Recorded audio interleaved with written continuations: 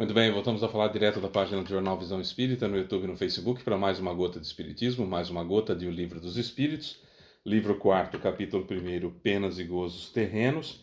Vamos iniciar e finalizar o item Medo da Morte. Finalizar o item, mas não esgotar o assunto, evidentemente, não tenho capacidade para isso.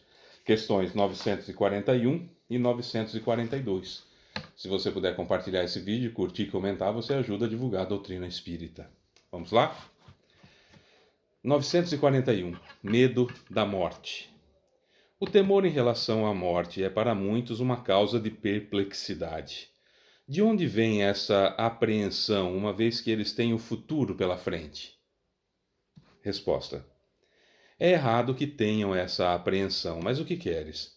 Tentam convencer essas pessoas, em sua juventude, que há um inferno e um paraíso, mas que é mais certo irem para o inferno, pois lhe dizem que o que está na natureza é um pecado mortal para a alma. Então, quando crescem, se tiverem um pouco de discernimento, não podem admitir isso e tornam-se ateias ou materialistas. É assim que muitas dessas pessoas são levadas a acreditar que nada mais existe além da vida presente. Quanto àquelas que persistiram em suas crenças de infância, temem o fogo eterno que as queimará sem as consumir. A morte não inspira no justo nenhum temor, pois com a fé ele tem a certeza do futuro.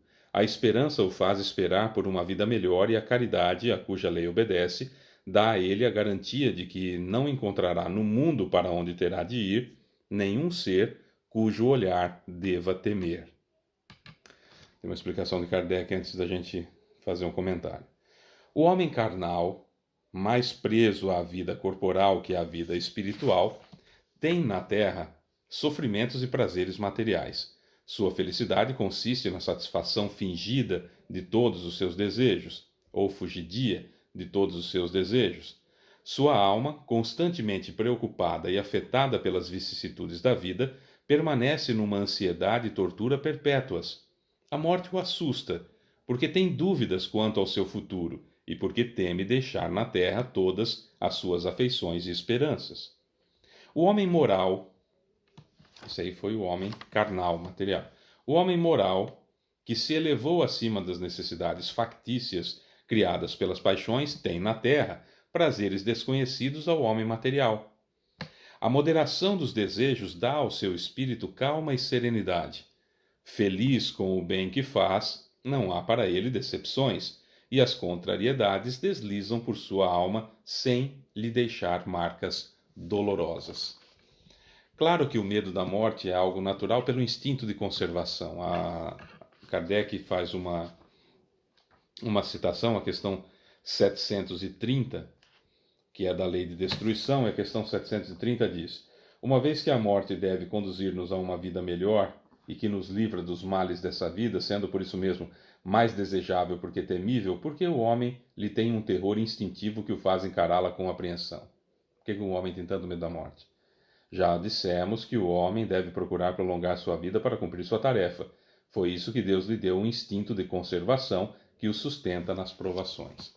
Então, quando a gente fala do medo da morte, ele diz respeito ao instinto de conservação. Esse é o primeiro ponto, em que nós, para preservar a espécie e para preservar o nosso corpo físico, ou como dizia São Francisco de Assis, o nosso jumentinho, né, como aprendeu São Francisco de Assis sobre o nosso jumentinho, que nos carrega, o meu já há 52 anos me carrega. Essa ideia de conservação, esse instinto que nós temos de conservação, que está conosco desde antes de eu me tornar espírito, quando o princípio inteligente que deu origem a mim estagiava pelo reino vegetal e pelo reino animal, já adquiriu esse instinto de conservação, da luta pela vida. Então nós mantemos isso. Quanto mais a gente evolui, a gente perde o instinto de conservação, mas com um respeito enorme pela vida, de modo que a gente conserva a vida da mesma forma, porque a gente sabe que é importante mantermos-nos vivos, mantermos-nos aqui espiando as nossas falhas, sendo colocados, submetidos a novas provas para ver se não sucumbimos de novo no erro, e principalmente com a oportunidade de reparar os erros passados, o que faz toda a diferença na vida da gente, que é a reparação. Erro, arrependimento, expiação, prova e reparação, conserto do erro que cometemos, quer seja dessa vida, quer seja de vidas anteriores. Então, o instinto de conservação ele dá lugar à responsabilidade pela vida, de modo que a gente sempre vai tentar prolongá-la o máximo possível, porque sabemos que isso faz com que evoluamos cada vez mais. Mas, quando nós espíritas, que teoricamente somos homens, seres humanos morais, o medo da morte não é algo que deva nos preocupar. E via de regra, nós espíritas não temos medo da morte. Nossa! Via de regra, nós espíritas não temos medo da morte do nosso próprio corpo. Mas muitos de nós nos apavoramos com a ideia da morte do corpo dos nossos entes queridos, daquelas pessoas que nós amamos, e já ficamos imaginando e criando dificuldades para nós mesmos caso a morte venha visitar a nossa família, e isso vai acontecer. Mais cedo ou mais tarde vai acontecer. Mas nós espíritas, via de regra, por mais moralizados que estejamos, via de regra, com a nossa própria desencarnação, não nos preocupamos. Não é algo que não é algo que nos aterroriza ou algo que nos deixa preocupados. Então, medo da morte nós não temos, do nosso corpo físico. Agora, das pessoas que nós amamos, aí não é tão simples assim, não é tão frequente nós termos o mesmo discernimento, e é aí que precisamos trabalhar para que a dor da separação momentânea seja só a dor da separação momentânea, e não a dor desesperada da perda, a dor desesperada da separação eterna, porque nós fomos criados durante muitos séculos, em muitas encarnações, com a ideia clara de céu e inferno. Hoje nós sabemos que não existe nem céu e nem existe inferno, né? Por mais que alguns espíritas trocaram apenas de nome e o que chamavam de céu com a mesma ideia, com a mesma concepção de céu, chamam as colônias, e com a mesma concepção de inferno chamam umbral, mas a maioria de nós espíritas já entendemos que não existe céu, não existe inferno. O problema é que durante muitos séculos nós fomos abastecidos com essa ideia e não podíamos pensar, não podíamos raciocinar, não podíamos contestar qualquer informação que nós recebíamos das igrejas tradicionais. E ao receber a informação de céu e inferno, as condições para atingir o céu eram condições inalcançáveis. Qualquer situação, qualquer religião que pregue para você a ideia de céu, a ideia de inferno, essa religião vai deixar muito claro para você as condições para ir para o céu. E lá no fundo nós sabemos que nós não temos nenhuma delas. Então, é uma coisa que não se raciocina, mas se sente, que é o desespero, que não é uma coisa que eu penso para isso, é algo que vem naturalmente com relação à morte. Isso até piora a situação. Além do instinto de conservação, essa ideia de um inferno eterno, ela me dá um apavoramento com relação à morte. Porque, fatalmente, eu comigo mesmo, conversando comigo mesmo e olhando a minha própria consciência, eu sei que céu não dá para mim, nas condições que são apresentadas. Então fica uma situação difícil e eu me torno, como aqui já em 1857 já era assim, hoje lá na Europa está se alastrando a partir do Reino Unido, a partir da Inglaterra, está se espalhando por boa parte da Europa a ideia do satanismo, né? De ficarem do lado daquele que está ganhando, para que quando Satã, o diabo, o demônio, Satanás, Lúcifer, sei lá quem, né, vai governar a Terra, eles já querem estar do lado do time que vai governar a Terra no futuro, porque se tem a noção clara de que o mundo está piorando. Não é verdade, não é verdade. Há uma faixa muito grande de médios, não médium, de médios, há uma faixa pequena de bons e uma faixa relativamente grande de maus. E os médios acabam se deixando influenciar mais pelos maus, que fazem mais barulho, são muito mais ativos do que os bons tímidos. Por isso a impressão que temos de que o mundo está piorando, mas não está efetivamente. Mas enfim, o fato é que alguns estão escolhendo ficar do lado do mal, se existisse o mal, nesse sentido, e aí escolhem essa situação por culpa de uma falta de raciocínio. E outros rebelam-se com a ideia de ateísmo. Eu sou ateu, não existe, morreu, acabou. Porém, no entanto, contudo, todavia, não importa o grau de ateísmo e de conhecimento prévio que você tenha de qualquer situação, o instinto de conservação mostra que após a morte existe alguma coisa, porque nós já desencarnamos e encarnamos aproximadamente 65 mil vezes desde que a Terra é planeta de provas e expiações. Um cálculo feito utilizando as bases de informação de tempo de vida, de expectativa de vida, e desde que as pessoas estão encarnando na Terra, quando o planeta se tornou de provas e expiações, daria em torno, se estivermos aqui desde o começo, em torno de 65 mil encarnações. Dá mais, mas a gente trabalha com esse número, 65 mil encarnações na média.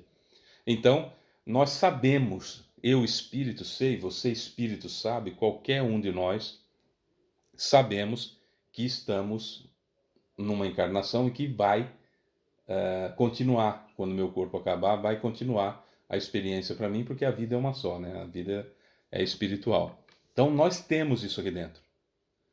O ateu, então, o que ele cria? Ele cria uma ideia para tentar amenizar a sua consciência e tentar tirar aquela situação de céu e inferno e viver da própria vida uma rebeldia, igual a criança rebelde em sua infantilidade ali, ameaçando o pai e a mãe, enfim, como a gente vê. Não vou gostar mais de você. É como uma criança que fala para os pais, eu não gosto mais de você. É o ateu, diz, eu sou ateu, não acredito em nada.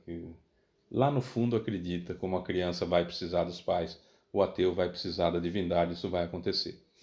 Então, não desmerecendo, mas trazendo os fatos à luz, é isso, tá? Então, o medo da morte que nós temos é um pavor que nos foi colocado durante muitos séculos, de que, não estando preparados para um céu inalcançável, fatalmente iríamos para sofrimento. E aí nos dá realmente o medo de que isso chegue. Via de regra, repito, o espírita não tem medo da morte do seu próprio corpo. Dos entes queridos, nem todos estamos preparados, né? 942. Algumas pessoas não hão de achar um tanto banais esses conselhos para ser feliz na Terra? Não verão nisso o que chamam de lugares comuns, de verdades batidas, e não dirão que definitivamente o segredo para ser feliz é saber suportar sua infelicidade? Resposta: há os que dirão isso, e são muitas as pessoas, mas ocorre com elas o mesmo que com certos doentes, aos quais o médico prescreve a dieta.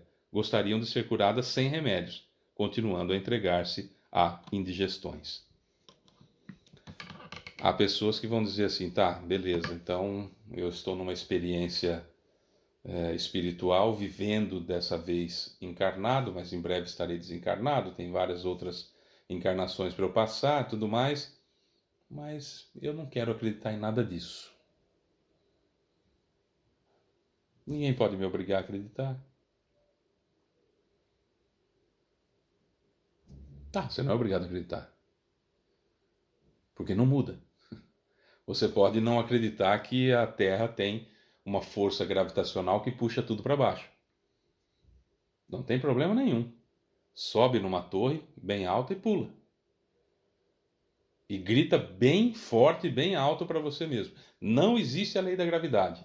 Vai ser a última coisa que você vai falar, porque você vai cair a velocidade inicial de 9 metros por segundo, que é a força da gravidade, e vai se esborrachar no chão.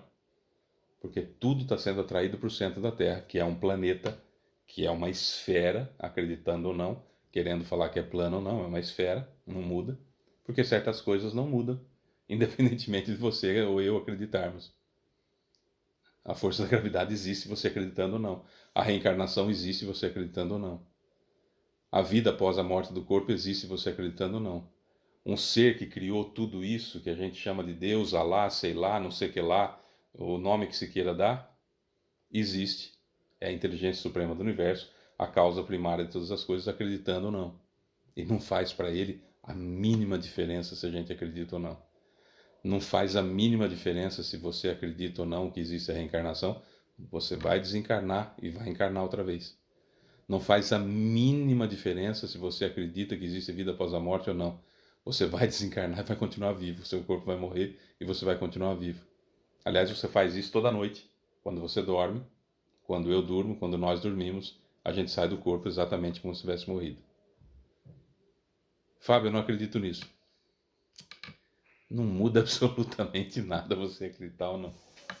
Essa que é a beleza da coisa, né? É isso que é o bonito do Espiritismo. Nós não estamos preocupados com quem não acredita.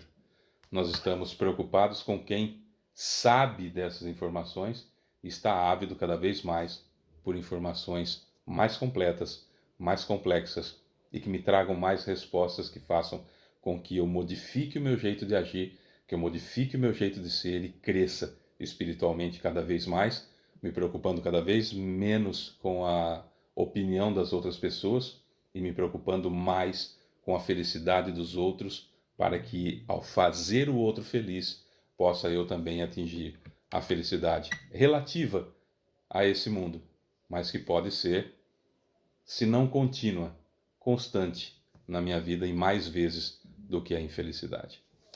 Escolha. A escolha é sua. É isso. Sou Fábio Pereira. Essa é mais uma gota de Espiritismo. Amanhã nós vamos falar sobre desgosto pela vida, suicídio. Beijo pra você que fica. Tchau.